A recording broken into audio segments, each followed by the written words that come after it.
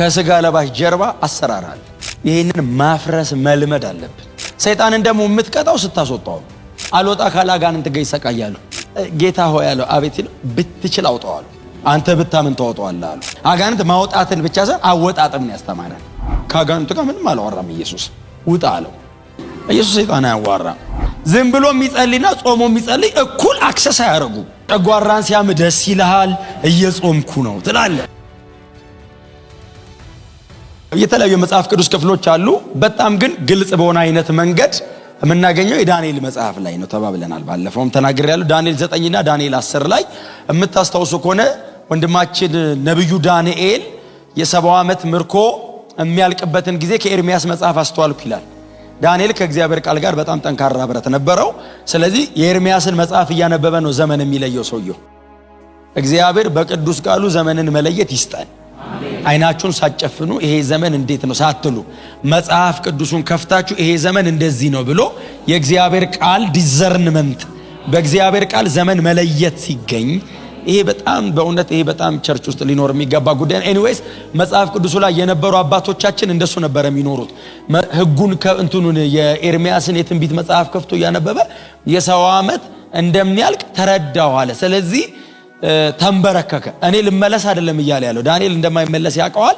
ዳንኤል እዛው ነው የሞተው። ስለሚመለሰው ህዝብ ግን ተንበርክኮ ጸሎት ጀመረ። እሱን ጸሎት ለመመለስ ነው ባይዘዌ ከእግዚአብሔር ዘንድ መልእክተኛ የተላከው። የመጀመሪያ ዳንኤል ለመጸለይ የተነሳሳበት በኤርሚያስ መጽሐፍ ላይ ያነበበው ነው። ተንበርክኮ እየጸለየ እያለ የጸለየው ጸሎት የጸለየ ቀን ተሰማ። ባይዘዌ እግዚአብሔር ለመስማት ወዲያው ነው የሰማው፣ ለመመለስስ ወዲያው ነው የመለሰው። እግዚአብሔር አይደለም የዘገየው፣ መልእክተኛው ነው የዘገየው። እና መልእክተኛው ሲመጣ እኮ ለዳንኤል የነገረው ምንድነው? የጸለይክ ቀን ጸሎት ተሰማ አለው። እሺ አለው። የዛን ቀን ተመለሰ አለው። 21 ቀን አንተ ምን ትሰራለህ ታዲያ? እኔን እዚያ አንበርክከ በጾም ጸሎት ስደቅ። ምክንያቱም 21 ቀን ሳይበሉ መጸለይ ከባድ ነው። ኖርማሊ አይ ዶንት ቲንክ ደረቅ ጾም አይነት አይደለም የሚጠቅም ነገር ሰውነቴን ከለከልኩ ነው ያለው። ስለዚህ የሆነች ፈሳሽ ነገር ሊወስድ ይችላል። ጠቃሚ ነገር ከለከልኩ ነው የሚለው ለኛ አሪፍ ነው። የኢየሱስ ከብዶን ነበር በደረቁ 40 ቀን። ዳኒ ምንድነው ጾም ላይ ነው ያለው። ጾም ማለት ትርጉሙ ባይዘ አማርኛ ጾም ነው፣ ግዕዙም ጾም ነው፣ ዕብራይስጥ ነው ጾም ነው። ዕብራይስጡ ክሩሲፋይንግ ዩር አፒታይት ማለት ነው። አፒታይትን መስቀል ማለት ነው ትርጉሙ። አለመብላት ሳይሆን ፍላጎትን መከልከል ነው ጾም። ሰውነት ምግብ ያስፈልገዋል፣ ተከለክለዋል። በደህናው ቀን ቁርስ የማይበላ ሰው እኮ የጾመ ቀን ያጥወለውልሃል እኮ፣ ጉልበትን ያማል፣ ያንቀጠቅጣል። ልጸልይ ብለህ እስቲ ተው፣ ይመጣል፣ መናፍስቱም ይመጣል፣ ጨጓራህም ይነሳል፣ ትዝ ይልሃል። አለመብላትን ዕውቅና መስጠት ትፈልጋለህ። ቀጥሎ ጨጓራን ሲያም ደስ ይልሃል፣ እየጾምኩ ነው ትላለህ። ለእግዚአብሔር ፌቨር ለማድረግ አይነት የለም እንደዚህ ነገር። እዚህ ላይ ያሉ ሰዎች እኮ ስታንዳርዱን ሰቅለውት ሄዱ። ጾም ለምግብ ብቻ ስለምናረጋው ነው እንጂ ቀጥተኛ ከምግብ ጋር ብቻ የተያያዘ አይደለም። ነፍስን መስቀል ነው ባይዘው፣ ነፍስን መስቀል ነው። ስለ ጾም እግረ መንገድ ልንገራችሁ። ከመንፈሳዊ ጋር ሌላ ጊዜ ጸሎት ላይ ያነሳዋለሁ። ምዕራፍ 6 ቁጥር 18 ላይ ፕሬየር ላይ ያነሳዋለሁ። ትዝ ይላችኋል። አንድ አጋንንት አልወጣ ብሏቸው ማቴዎስ 16 ላይ ኢየሱስና ደቀ መዛሙርቱ አወሩና ምዕራፍ 17 ጴጥሮስ ዮሐንስ ያዕቆብን ይዞዛ ቅዱሱ ተራራ ብሎ ጴጥሮስ ሁለተኛ ጴጥሮስ ላይ ጠቀሰው ገሊላ ተራራ ላይ ጴጥሮስ ዮሐንስ ያዕቆብ እዛ ሄደው ክብር ያሉ ተቃለ። ኢየሱስ ፊቱ ተለውጧል፣ አብ መጥቷል፣ ሙሴና ኤልያስ አሉ። በቃ ፓራዳይስ ነው። በቃ ለኛ በዚህ መኖር ይላል ጴጥሮስ። እታች 9 አልወጣ ካለ አጋንንት ጋር ይሰቃያሉ። አንብቡት እናንተ። አጋንንቱ አልወጣ አላቸው። ከዛ የልጁ አባት ነው የሚገርመኝ። እና አጋንንቱ ካለበት ሰው ይልቅ ያመጣው አባቱን ያመጣውና ምን እንዳለ ታውቃለህ? ኢየሱስ ልክ ከደቀ መዛሙርቱ ጋር ከተራራ ሲወርድ ክፉ መንፈስ ያደረበትን ልጅ ይዞ መጥቶ ወደ ደቀ መዛሙርቱ አመጣሁት አለ። እሺ አልቻሉትም አሉ። ኢየሱስ ክርስቶስ ከጌታ ጋር መሆናቸው እንጂ ሰው አይሆኑ። ምክንያቱም ከዛ በፊት ያለው ምዕራፍ 9 ምናምን ላይ እኮ ስልጣን ሰጥቷቸው እኮ አጋንንት ወጡልን በስመ ታዘዙልን ምናምን እኮ ሲሉ እኮ ቆይቷል። ይሄኛው አልወጣም አለ ብለው በቃ ኢየሱስ እስኪመጣ እንጠብቀናል አሉና ኢየሱስ እስኪወርድ ሰውየው አልሄድም አለ፣ አጋንንቱም አልወጣም አለ። ከዛ ልክ ኢየሱስ ሲወርድ አመጣሁት ሊያወጡት አልቻሉም አለና እንደዚህ ያለው ሰውየው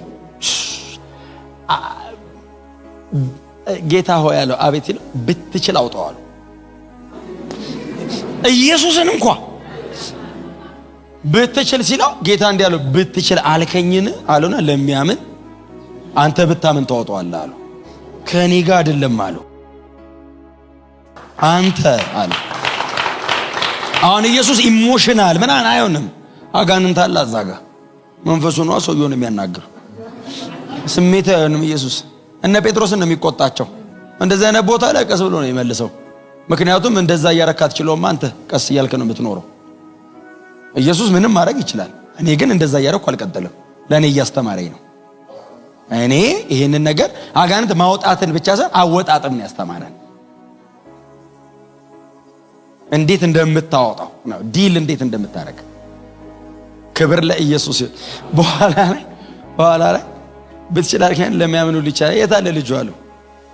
አባትየው ወደ ልጁ እየወሰደው ስለ ጋኔሉ ለኢየሱስ ይነግረዋል። በፈረቀ ይነሳበታል። እንትኑ ምንድነው መንፈሱ ምን መሰላችሁ? ሴኒያዞማ ይባላል። ሴኒያዞማ ማለት ጨረቃዋ ማጨድ ስትመስል የሚነሳ የሩቅ ምስራቅ መንፈስ ነው። ክፉ ሰይጣን እና ባህር ውስጥ ይጥለዋል፣ እሳት ውስጥ ይጥለዋል። ሊገለው ፈልጎ እያለ ያብራራለታል ኢየሱስ። ልጁ የት አለ አለው። ስለ ሰይጣኑ እንዴት ያሰ አረ ልጁ የት አለ ይላል። ያውና ጌታው ሲል አምጡታል። አመጡት። ልጁን ሲያገኘው ካጋንንቱ ጋር ምንም አላወራም ኢየሱስ። ውጣ አለው። ሰውየው ነው አባትየው ነው ስለ አጋንንቱ ሲያብራራ የነበረው እንጂ ኢየሱስና ሰይጣኑ እያወሩ አይደለም። ኢየሱስ ሰይጣን አያዋራም። አሜን በሏ። አያዋራም። ያ ምንድነው አያዋራም ማለት ምንድነው? ማነህ ውጣ ሚል የኢየሱስ ትምህርት የሚባል አለ ዴሊቨራንስ ላይ። ማነህ እከሌ ነኝ ውጣ። በጣም በትትና አጠገባቸው ያለ ሰው አጋንንት አስወጣ በሉት፣ ግን አታዋራ በሉት። የፊተኛውን ያዙልኝ የኋለኛው ሌላ ጊዜ። የውሸት አባት ነው። እንዴት አድርገህ እውነት ከሱ ልታገኝ ትችላለህ? ኢየሱስን ዲሲቭ ለማድረግ የሚጥር መንፈስ ለአንተ እውነት ሊነግርህ አይችልም። ሰይጣንን ደግሞ የምትቀጣው ስታስወጣው። ውስጥ ቁጭ አድርገህ 80 ጊዜ ተገልብጣ 40 ጊዜ ጮኸ 70 ጊዜ ምናምን ብትለው ሰይጣኑ ምንም አይሆንም። ስጋና ደሙ ነው የሚጎዳው። ዲስትራክተር እኮ ነው ሰይጣን። ባገኘው አጋጣሚ ማስወጣት ነው። 5 ደቂቃ ከተቀመጠ ይገለዋል ሰውየው። ካገኘው አስወጣው። ጌታ የሚያለም ባይዘው አቆዩ አይደለም። በስሜ አጋንንትን እስቲ አስወጡ በሉ እስቲ። ኤኒዌይስ ሲያመጡት አስወጣው። ከዛ ሶስቱ ክብር ውስጥ ነበሩ። እዛ ተራራ ላይ አቦርዶ ምናምን ነው ገና ሊያወሩ ዘጠኙስ ለኛ አልወጣ ብሎ ለሱ እንዴት ወጣ? ሰው መሃል እንዴት ይጠይቁ አፍረው። መጽሐፍ እንዴ ማታ ላይ አመሻሽ ላይ ለብቻው እንዲያሉት ጌታ ሆይ አሉት። አቤት አጋንንቱ ምንድነው ያልወጣልን? ለምን አስረዳና። ለአንተ እንዴት ወጣ ለኛ እንዴት አልወጣም? ማስተር ነው አይደል? ረቡኒ አይደል? መምህር ብቻ ሳይሆን ማስተር ነው። እንዴት ወጣ ሲሉት ይህ ወገን አለ። ምን ማለት ነው? የዚህ አይነቱ ማለት ነው። በጾምና በጸሎት ካልሆነ በቀር አይወጣም። አልወጣ ያለ ሰይጣን ጾም ጸሎት ይዛውጣው ማለት አይደለም ትርጉሙ። አንዳንድ የሆነ ቀን አልወጣ ሲል በቃ ጾም ጸሎት ይዘና ሰውጣዋለን እንላለን። ጾም ጸሎት የሚያዙ ክፋት የለውም፣ ግን ትርጉሙ ክፍሉ የጾም ጸሎት ህይወት ያለው ያወጣዋል። አጠገባቸው ያለው ሰው የእግዚአብሔርን ክብር ለማየት ጾም በሉት። እምንጾመው አፒታይታችንን ሰቅለን እግዚአብሔርን ለማወቅ ነው። በዚያ ዴብዝ ውስጥ የጠለቀ ግን አለ መጸለይ ምን ጥያቄ አለው? ጸሎት ላይ ጥብቅ መጨመር፣ ጥብቅ ጸሎት መጸለይ። ጥብቁ ላይ ጾም መጨመር፣ ጾሞ አጥብቆ መጸለይ። ዝም ብሎ የሚጸልይና ጾሞ የሚጸልይ እኩል አክሰስ አያደርጉ። ጾሞ መጸለይ ብቻ ሳይሆን ጾሞ ማጥናት፣ አፒታይትን ሰቅለ የእግዚአብሔርን ቃል ማጥናት፣ አፒታይትን ሰቅለ መጸለይ፣ መንበርከክ፣ ረጅም ሰዓት መቆየት። እግዚአብሔር በህይወታችሁ ላይ ሊያደርግ የፈለገውን ነገር በጥልቀት ያደርጋል። ሞር ለሌላ ነገር አፒታይታችሁን ስትሰቅሉ ሞር ለእግዚአብሔር ትኖራላችሁ። ለሌላው ነገር በሞታችሁት ልክ ለሱ በጣም ሕያው ትሆናላችሁ። እና ዳኒ 21 ቀን ተንበርክኳል፣ እየጸለየ ነው። አጥብቆ ነው የሚጸልየው። ጥብቅ ጸሎት ማለት መልሱ እስኪመጣ መጸለይ ማለት ነው። ጥብቅ ጸሎት 5 ደቂቃ በኃይል መጸለይ አይደለም። እሱ ስሜት ሊሆን ይችላል። ጥብቅ ጸሎት ግን የሚያልቀው መልሱ የመጣ ቀን ነው።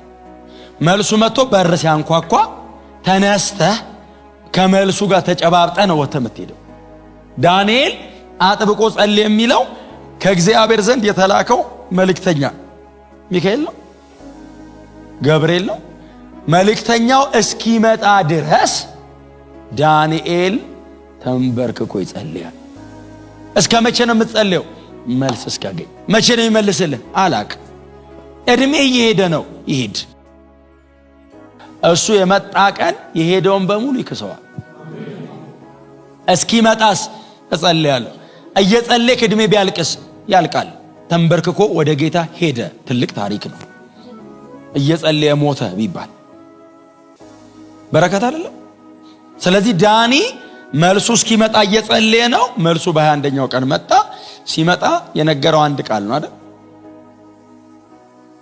ቀደም እንዳልኳችሁ ነው። የጸለይክ ቀን ተሰማ፣ የዛው ቀን ተመለሰ አለው። ነገር ግን የፋርስ አለቃ መንፈስ አይደል ያለው በአየር ላይ ለ21 ቀን ተቋቋመ አለውና የፋርስ ንጉስ መንፈስ አለው አሁን እኔ ተመልሼ እስኪሄድ ድረስ አለቃው ሚካኤል እየተዋጋ ነው አለ።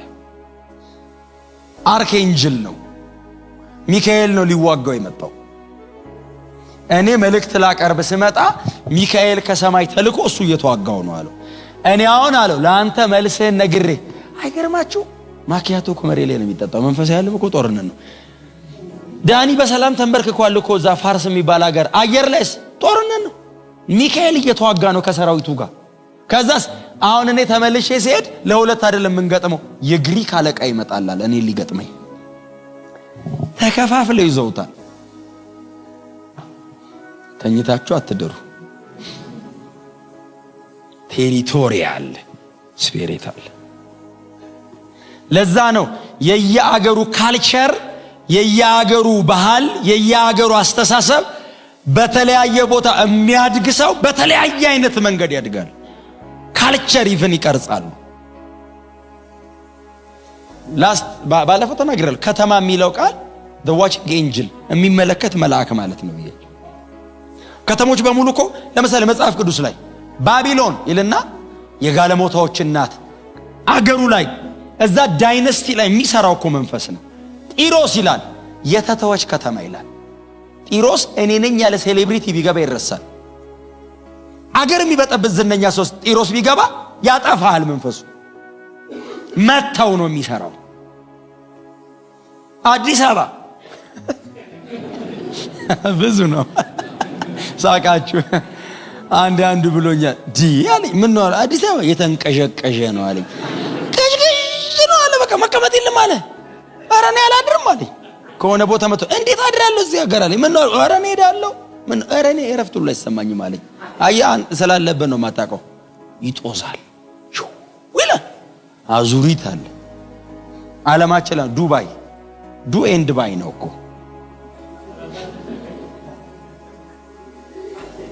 ዱባይ።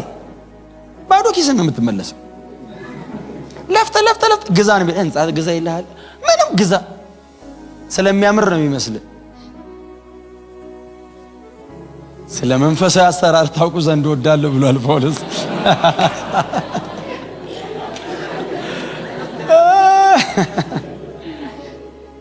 ለምን ይመስላል? ከተሞች ላይ የሚሰራ አለ። ስለዚህ መጽሐፍ ቅዱስ ላይ ከተሞች የገነቡ ሰዎች እኛ ሰርተነዋል አለ ስትራክቸሩን። ከዛስ ስትራክቸራል ፓወርስ አለዋል። ከዚህ ጀርባ ገቨርን የሚያደርጉ ነገሩን የሚነዱ የሚመሩ አካላት አሉ አለ። ገባንም አልገባንም ባይዘው እኛ ስላላወቅን ከነገሩ ከአሰራር አይጎል ማወቅን ያለብን። ይሄው ጳውሎስ እኮ አስቀመጠ። አርኮን አለ አላቸው ኤፌሶን የመጀመሪያ ቀን የዛሬ 3 ሳምንት ነው ዛሬ ጦርነቱ የመጀመሪያ ቀን እኮ ተናግረናል። ኤፌሶን ከተማ በጣም ከባድ አርጤምስ እኮ አለች ኤፌሶን። አርጤምስ ማለት የኤፌሶን ብቻ እኮ አይደለችም፣ መላው ዓለም ነው እኮ የሚያመልካት። ግሪኮች ዲያና የሚሏት፣ ሮማውያን አርጤምስ የሚሏት፣ ምስሏ ኢቭን ከሰማይ ወርዷል ብለው የሚያምኗት ዋናዋ አርጤምስ መቀመጫ ከተማዋ ዋና መቀመጫው ኤፌሶን። ሰው ኤፌሶን ተቀምጦ ይሄንን ሊክድ አይችልም፣ ያቁታል። በዛ ዘመን የነበሩ የተለያዩ ከተሞች አሉ፣ በጣም ሲቪላይዝድ የነበሩ፣ ቀጥሎ ደግሞ ያልሆኑ እንደነ ሮም እንደነ ኤፌሶን አይነት ያልሆኑ ድቅቅ ያሉ የወደቁ ደግሞ አሉ። ሁሉም ጋር ሂዱ። ስፒሪቹዋል ሃይራርኪስ ጳውሎስ ሁሌ ዲል የሚያደርገው ከነሱ ጋር። ወንጌል ስትሰብኩ ባይዘው ዲል የምታደርጉት ከነሱ ጋር፣ ከስጋ ለባሽ ጋር ብቻ አይደለም። ከስጋ ለባሽ ጀርባ አሰራር አለ። ይሄንን ማፍረስ መልመድ አለብን። ዕውቀት በጣም ጤነኛና መንፈሳዊ ነገር ነው። ጸሎት ግን በመንፈስ ለመሆን ይጠቅማል። ፕሬየር ሄቪ ነው የሚያደርገው። የሚጸልይ ሰው ባይዘው በጣም ላያቅ ይችላል፣ ግን ይገባዋል። ይሄ ነገር ልክ አይደለም ይላል። ምኑ ጋር ነስተለው አላቆም፣ ግን ልክ አይደለም ይላል። አልጣመኝም፣ ውስጤ በቃ እምቢ አለኝ ይላል። አንተ በትምህርት አንጥረ ግሪክ ሄብሪው ምናምን አድርገ አንጥረ ታወጣዋል። እሱስ ግሪኩን አላያቀው ይችላል፣ ያቋል ውስጡ። ይገርምሃል፣ ነገሩ ልክ አይደለም ይላል። የጊዜ ጉዳይ ነው፣ ታገኘዋል። ፕሬየር በዚህ ጭንቅላታ አንደርስታንድ ባታረገው መንፈስ ግን ያውቃል፣ ይነግርሃል። ሪዝን አውት ላታረገው ትችላለህ። ወደ አይምሮ አውርደ ተርጉመ ምክንያታዊ ላትሆን ትችላለህ። ውስጥ ግን ያውቀዋል፣ ዲዘርን ያደርገዋል። ጸልዩ።